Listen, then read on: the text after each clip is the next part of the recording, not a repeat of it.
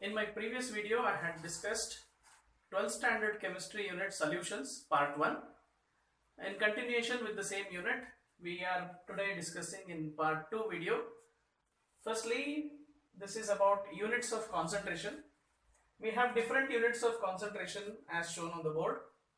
Mass percentage given as mass of solute by mass of solution into 100. For the details of these 3-4 units, you can refer my video 1, part 1. Volume percentage, volume of solute by volume of solution into 100. Mass volume percentage, mass of solute by mass of volume of solution into 100. This is the unit ppm for the measurement of very small concentrations given as number of parts of solute by total number of parts of solution I have given. This means any number of components may be present in solution, the total number of parts of all the components into 10 to the power 6. Please remember this value 10 power 6 because ppm means parts per million. 1 million is 10 to the power 6, and therefore we are assuming as if the solution is divided into 10 to the power 6 divisions or parts. So out of that 1 million parts, how many parts is the solute, and divided by the total number of parts into 10 to the power 6. Okay, that will give number of ppm. For the molarity, this is given as mass into 1000. This mass is of solute. Mu is molecular mass of the solute into volume. This when the volume is given in cm cube. In case the volume is given in liter, you need not multiply it with 1000. Okay. Normality, this is also mass into 1000 divided by E. This E is equivalent mass into volume. Molality, W2 into 1000 by M2 into W1. Here the subscript 1 refers to solvent, 2 refers to solute. I hope you can remember this. It's very easy. 1 is solvent and 2 is solute. Okay. Further, mole fraction. Mole fraction is also another unit of concentration, which is calculated as number of moles of one component divided by total number of moles of all the components. And here I have given N2 to say this is number of moles of solute divided by total number of moles of solvent and solute. Further, if we consider mole fraction of solute plus mole fraction of solvent, mole fraction of solvent is going to be N1 by N1 plus N2. When you take the sum of the two, the sum will be equal to 1. So for any case, in a solution, sum of the mole fractions of all the components will be always equal to 1. We will make use of this equation further in the later concepts. So please understand the units of concentration. Sometimes even the numerical problems are going to be there on these concepts. We will see the numerical problems in the coming videos. As of now, these are the different units of concentration.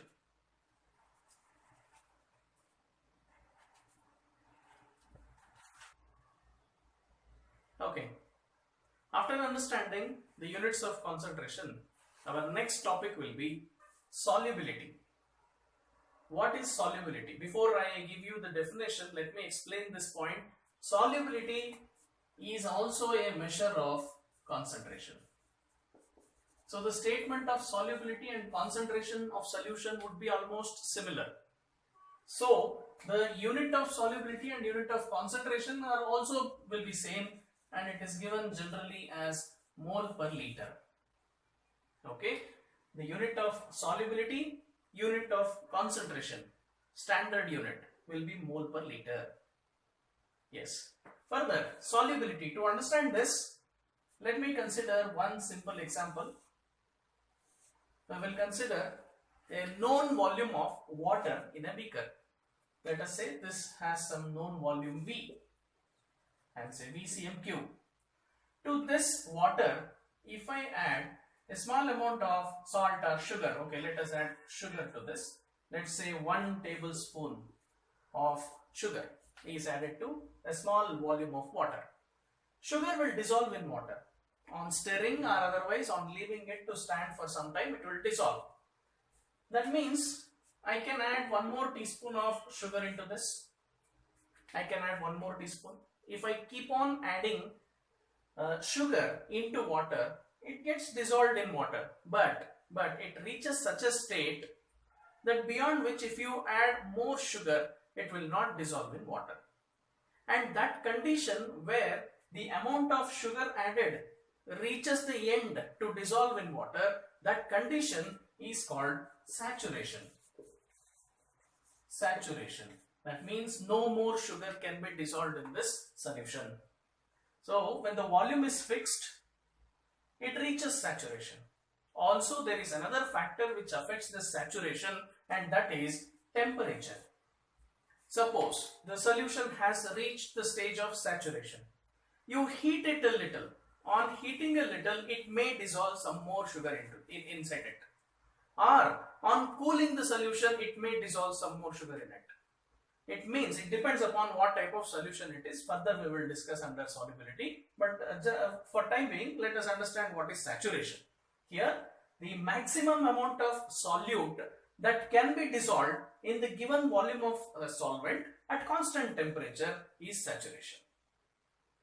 I hope the definition is clear. I am repeating once again, the maximum amount of solute. Maximum amount of solute that can be dissolved in a given volume of solvent at constant temperature is saturation. And that same statement will be applicable for solubility also. Solubility of a substance. See, I would say solubility of NaCl, sodium chloride. It will be different. Solubility of glucose will be different. It does not depend upon water or other things. It is on its own. The solubility value will depend on the solute itself. So, solubility of NaCl, when I say, it means the maximum amount of NaCl that can be dissolved in a given volume of water or other solvent at constant temperature to reach saturation. That is solubility of sodium chloride. Similarly, solubility of glucose. Solubility of glucose is maximum amount of glucose that can be dissolved in given volume of water at constant temperature, which is nothing but to prepare the saturated solution. So, this is the concept of solubility. Further, we will now discuss the solubility of solid in liquid, solubility of gas in liquid.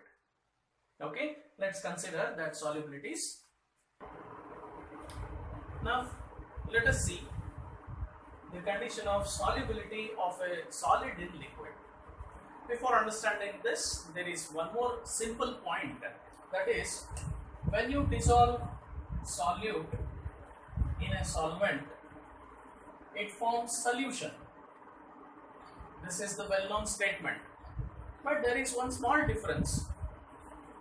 It actually attains equilibrium. Whenever a solute is dissolved in solvent, it attains equilibrium with the solution at its saturation.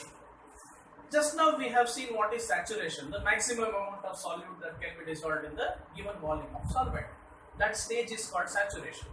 At that point of saturation, imagine, you may ask me this question: if at all the solution has reached the saturation, now if I add some extra solute into the solution, what exactly will happen inside the solution? The extra added solute dissolves in the solvent, whereas the already dissolved solute in the solvent will reappear. I hope you can understand this. The solute added extra into the solution will dissolve, whereas the dissolved solute reappears. It gets crystallized back, and such an equilibrium is attained in case of solution. Okay, in this case we are considering the solute to be a solid and the solvent is liquid. So this is general, let us say liquid. Now what happens in this case is the concept. Now let's consider the two types of solid in liquid solutions. Okay, I am clear this. I am considering two types of solid in liquid cases. In my first case, I have sample of water and I am adding some solute, let us say solute of type 1, and this is water. In second type, similar condition I have considered. I have some sample of water. To this I am adding solute 2. Okay. In these two cases, there is a small difference. In first case, when solute is added into water, there is a small amount of heat released, which we indicate according to thermodynamics as delta H negative. Okay, there is a heat released during this mixing or formation of solution. Whereas in second case, solute dissolved in water has absorbed some amount of heat from the surrounding. That means this has delta H value positive. How do we identify this? I can give you a small example, but you may not have noticed it. Let us see. If a small amount of glucose is added into a small glass of water, there will be some cooling sensation when you touch the glass. And that happens because it absorbs heat from the surrounding. It is an endothermic process. So understand this. The type 2 case here is endothermic case, which means the heat is absorbed from the surroundings into the solution. This is an endothermic solution. Whereas in first case, you may imagine the example of adding limestone into slightly warm water. There will be a release of heat. It will start boiling actually. That means it is an exothermic solution where delta H is negative. So I call this as exothermic solution. Okay. Under solubility of solid in liquid, we are considering two types of solutions. One is an exothermic solution and the other is endothermic solution. Just before this explanation, I had written something like solute plus solvent gives solution, which is a reversible process. So there is a forward reaction as well as backward reaction. Forward is dissolving solute in the liquid or the solvent. The backward will be recrystallization, that is solution converting back into solute and solvent, that is separation. So both the phenomena will occur in both the cases. In first case exothermic, there is a release of heat. So understand this, when solute and solvent are mixed, solute plus solvent, forward backward solution has delta H negative. Whereas in this case, same, solute plus solvent, reversible sign, solution, delta H is positive. Okay, what we need to understand here is, during the forward step of this solution, heat is released. During the forward step of this solution, heat is absorbed. Then what will be the reverse case? Understand this. Forward has release of heat, backward must have absorption of heat. In second case, if forward has absorption of heat, the backward reaction must have release of heat. So that is the meaning of exothermic and endothermic solutions. Based on these two facts, we are going to see how the effects of pressure, temperature and nature of these two substances affect the values. Okay, so let us take one by one now. Solute 1 with water, delta H negative is exothermic solution, which means forward step is exothermic, backward step will be delta H positive, endothermic. In the second case, solute plus water, delta H positive, which is endothermic. Forward step is endothermic, whereas backward becomes exothermic. After understanding this, I will move on to this solution, which is exothermic solution. Okay, let's see. Exothermic solution. In exothermic solution, I have given here very clearly, solute plus solvent gives solution, delta H is negative. And see, the forward reaction involves delta H negative, which means there is an increase in the temperature of that system. When heat is released, there will be increase of temperature during the forward reaction. When the backward reaction happens, there will be decrease of temperature. This is the common understanding. Now let's see on what all factors this solubility depends. When I say solubility, it is very simple. When will the forward reaction happen? That is the meaning. If solubility is more of forward reaction will happen. That is what we want to understand here. The first factor that may affect the solubility will be nature. So nature of solute and solvent. Very simple point. Nature, what does it mean? Whether the solute or solvent are polar or non-polar. That is the point. If both solute and solvent are polar, so when you mix two polar substances, they readily mix up. Okay? Even if there are two substances which are non-polar, non-polar will be very much miscible with non-polar. In both these two cases, the solubility of solute will increase. So I would say solubility increases. Okay. Whereas if a polar substance, maybe solute or solvent, is mixed with non-polar substance, in this case solubility will decrease. Solubility decreases. So understand this. Solubility is depending upon the nature of solute and solvent. When both solute and solvent are polar, solubility increases, will be more. When both are non-polar, even then the solubility will be more relatively. Whereas in case of polar mixed with a non-polar substance, there will be less solubility. So usually that solubility value will be very low. So this is the effect of nature of solute and solvent on the solution. Now let's see what is the effect of temperature.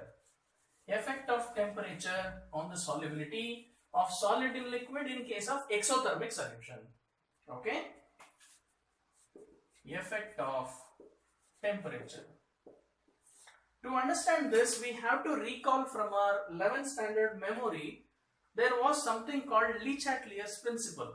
Le Chatelier's principle was in equilibrium chapter of 11th standard. The statement was very simple. When a constraint is applied to a system at equilibrium, the equilibrium shifts in such a way as to nullify the effect of constraint. What is the meaning of statement? If you apply a constraint, that means if you are disturbing the equilibrium condition, equilibrium alters itself in such a way as to neutralize that effect. Means, once again, I'll give you another example. Imagine there is a solution or a reaction mixture. There is some reaction happening. You suddenly increased its temperature. When you increased the temperature, reaction tries to decrease it. If you decrease the temperature, reaction tries to increase it and retain its equilibrium back. So all those equilibria in nature, they want to attain or regain their position back.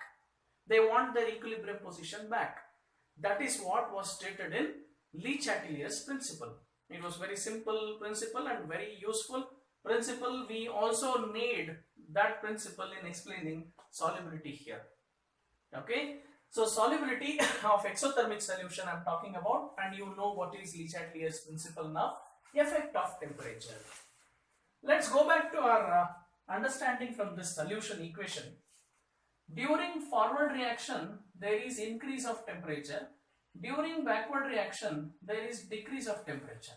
In this case, what is the effect of external temperature?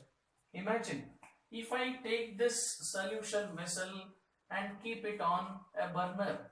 That means I am heating it. When I am heating it, I am externally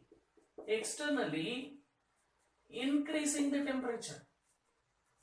If I increase the temperature externally, reaction has to decrease it.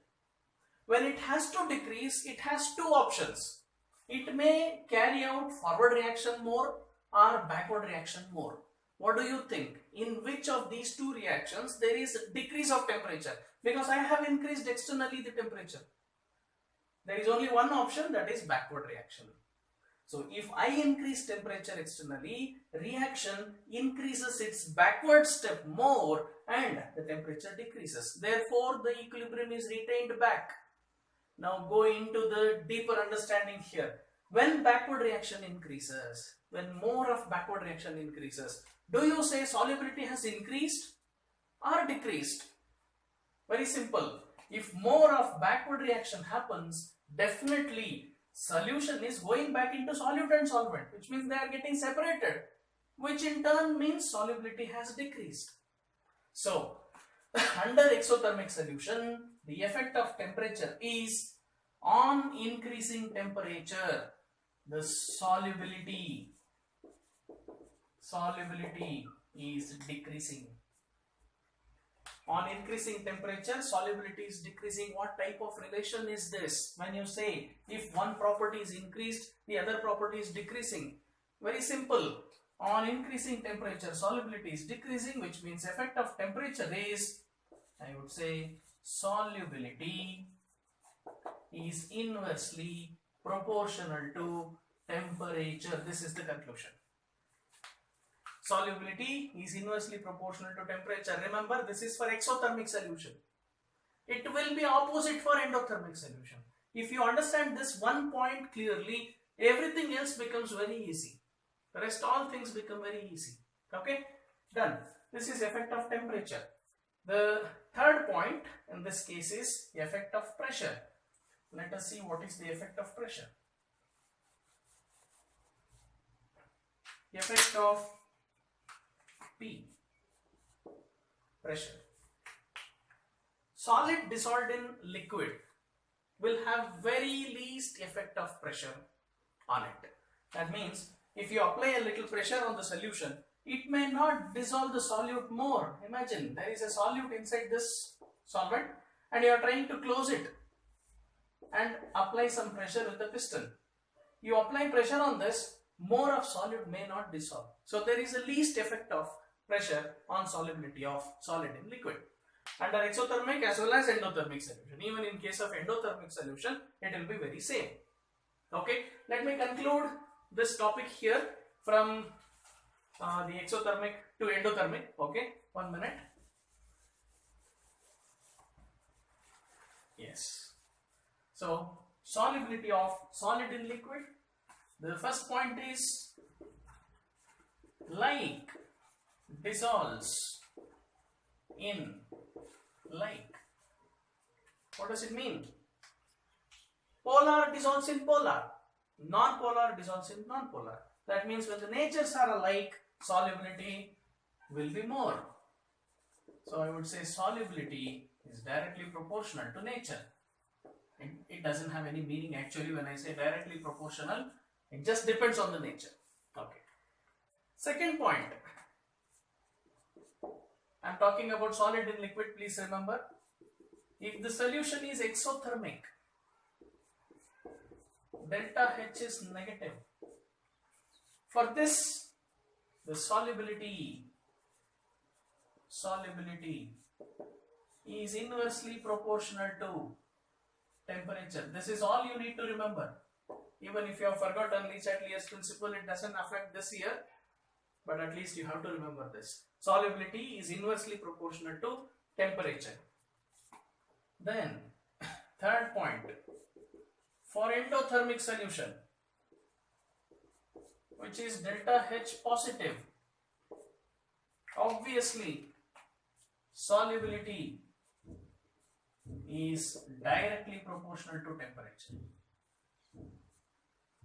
It means there are certain solutions which on increasing temperature, that means you have a solution, heat it, solubility will increase, you can dissolve more. If you want the crystals back, you have to keep it in refrigerator. It has to be cooled down. On cooling they get separated. Some solutions are in such a way, you increase temperature, they crystallize. So certain solutions crystallize on heating, certain solutions crystallize on cooling. That is the meaning of these two solutions. Okay, final point, effect of temperature and pressure, pressure has negligible effect on solubility.